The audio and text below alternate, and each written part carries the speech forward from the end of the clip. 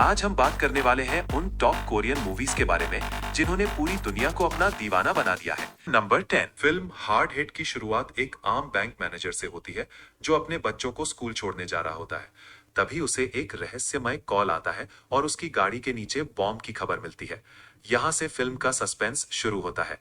Manager के पास बहुत कम समय होता है और उसे कॉल करने वाले के हर इशारे पर चलना पड़ता है। परिवार को बचाने का दबाव और बॉम्ब का डर, ये सब मिलकर फिल्म को एक एक्साइटिंग थ्रिलर बनाते हैं। नंबर 9। हैश अलाइव हमें इसी अनिश्चितता के सफर पर ले जाती है जहां एक आम लड़का ओजुन खुद को अपने अपार्टमेंट में फंसा हुआ पाता है और बाहर ज़ॉम्बीज का कहर जारी है। क्या वो इस भयानक परिस्थिति से बच पाएगा? हर कदम पर एक नई चुनौती, हर तरफ मौत का साया। क्या उम्मीद की कोई किरण बाकी है? जानने के लिए हैश अलाइव देखें।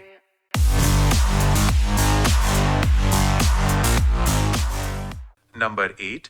अ कंपनी मैन। कल्पना कीजिए एक ऐसी दुनिया की जहां कंपनियां दिखने में तो सामान्य लगती हैं, लेकिन उनका असली कारोबार कुछ और ही है। जी ह्योंग दो एक ऐसा शख्स जो इन कंपनियों के लिए काम करता है, जहां मारना सिर्फ एक काम है। ह्योंग दो अपनी रोजमर्रा की जिंदगी से थक चुका है और एक सामान्य जीवन जीना चाहता है, लेकिन उसकी कंपनी उसे इतनी आसानी से जाने नहीं देती। जब वो छोड़ने का फैसला करता है, तो अचानक वही कंपनी उसके दुश्मन बन जाती है। अब ह्योंग दो को एक सामान्य जीवन नहीं चाहिए, उसे अपनी जान भी बचानी है। क्या वो इस खूनी खेल से बच पाएगा? एक्शन, ड्रामा और थ्रिल से भरपूर अ कंपनी मैन।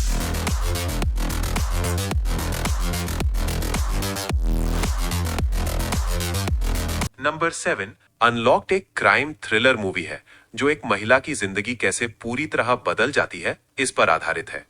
फिल्म की मुख्य किरदार है ली नामी। नामी एक आम लड़की है जो एक कंपनी में मार्केटिंग में काम करती है। कहानी में ट्विस्ट तब आती है जब वो एक दिन अपना फोन बस में खो देती है। ये फोन एक खतरनाक व्यक्ति जून यंग MC वान द्वारा अभिनीत के हाथ लग जाता है। जून यंग एक सीरियल किलर है जो लोगों की पहचान चुराकर उन्हें निशाना बनाता है। वो नामी के फोन का इस्तेमाल करके उसकी पूरी जिंदगी की जासूसी करने लगता है, उसके दोस्तों, परिवार और काम के बारे में सब कुछ।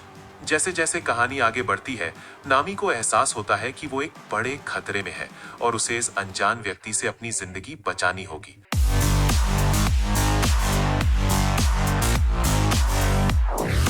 नंबर 6। इनसाइड मैन भ्रष्टाचार के दलदल में फंसी एक दुनिया की कहानी है। ये सिर्फ एक ड्रामा नहीं, बल्कि एक्शन, थ्रिल और बदले की एक दास्तान है। फिल्म एक भ्रष्ट राजनेता, एक प्रभावशाली अखबार के संपादक और एक गैंगस्टर के बीच के पावर स्ट्रगल को दिखाती है।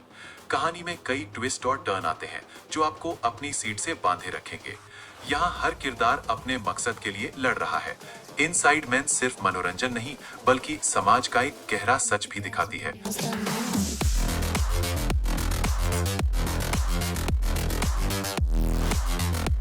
नंबर 5। Concrete utopia. भयानक भूकंप के बाद सियोल खंडहर में बदल जाता है।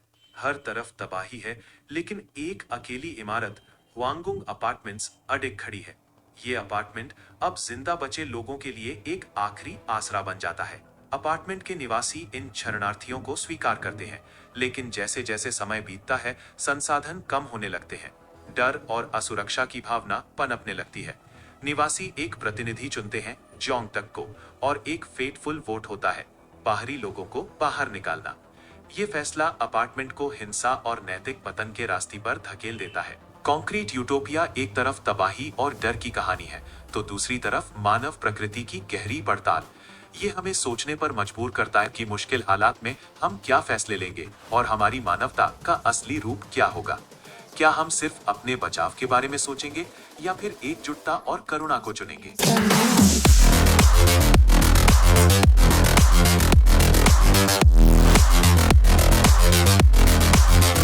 नंबर 4। ऑफिसर ब्लैक बेल्ट एक बेहतरीन मार्शल आर्ट्स कॉमेडी है। कहानी ली जंग डू के इर्द घूम घूमती है, जो कई मार्शल आर्ट्स में माहिर है। उसकी मुलाकात चो मिन जो से होती है, जो उसे मार्शल आर्ट्स ऑफिसर बनने के लिए प्रेरित करता है।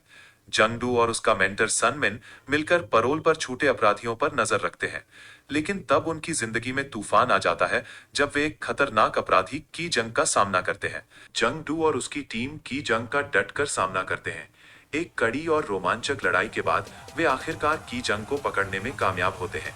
ये जीत जंगडू के लिए एक महत्वपूर्ण पड़ाव है, क्योंकि इससे वो आधिकारिक तौर पर एक मार्शल आर्ट्स ऑफिसर के रूप में स्थापित हो जाता है।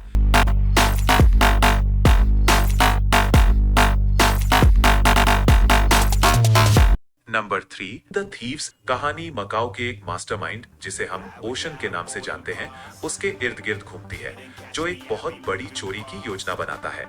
इस योजना के लिए वो कोरिया और हांगकांग के सबसे प्रसिद्ध चोरों को एक साथ लाता है। हर चोर का अपना मकसद और एक कहानी होती है। जैसे जैसे मिशन आगे बढ़ता है, दर्शकों को पता चलता है कि कौन किसका वफादार है और कौन धोखा दे रहा है। फिल्म विश्वास, लालच और किस्मत के जटिल जाल से भरी हुई है। अंत में कुछ चोर कामयाब होते हैं, लेकिन कुछ अपनी करनी का फल पाते हैं।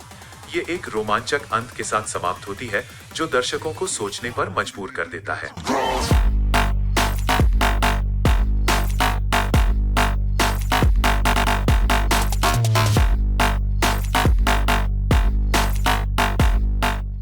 Number 2, the gangster, the cop, the devil. Film की शुरुआत एक भयानक सीरियल किलर के कहर से होती है, जिसे के कहा जाता है। के बेतरतीब तरीके से लोगों को चुनता है और उन्हें बेरहमी से मार डालता है।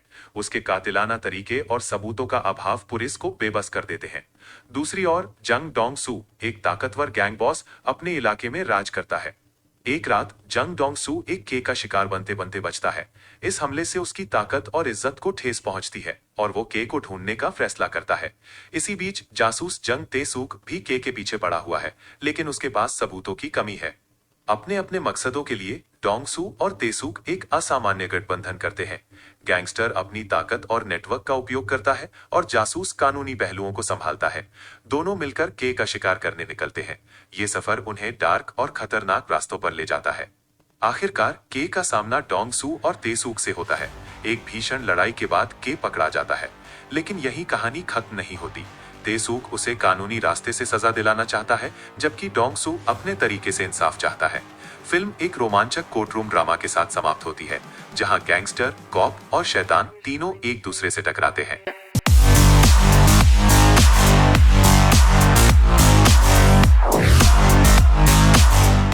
नंबर 1, ट्रेन टू बुसान की कहानी एक पिता सियोक वू से शुरू होती है, जो अपनी बेटी सुआन को उसके जन्मदिन पर बुसान ले जा रहा होता है। तभी ट्रेन में एक ज़ॉम्बी का हमला हो जाता है और सियोक वू को अपनी बेटी की जान बचाने के लिए संघर्ष करना पड़ता है। इस सफर के दौरान वे कई अलग अलग तरह के लोगों से मिलते हैं। एक गर्भवती महिला और उसके पति, स्कूल के छात्रों का एक समूह और एक स्वार्थी व्यवसायी। जैसे जैसे फिल्म आगे बढ़ती है, हमें उनके डर, त्याग और मानवता की नई परतें देखने को मिलती हैं।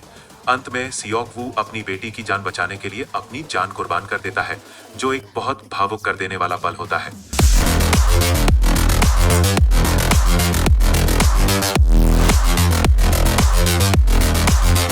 ये थी आज की मूवी का रिव्यू। आपको ये फिल्म कैसी लगी कमेंट सेक्शन में जरूर बताएं, और अगर आपने अभी तक चैनल को सब्सक्राइब नहीं किया है तो जल्दी से कर लें, क्योंकि मैं ऐसी ही फिल्में लाता रहूंगा।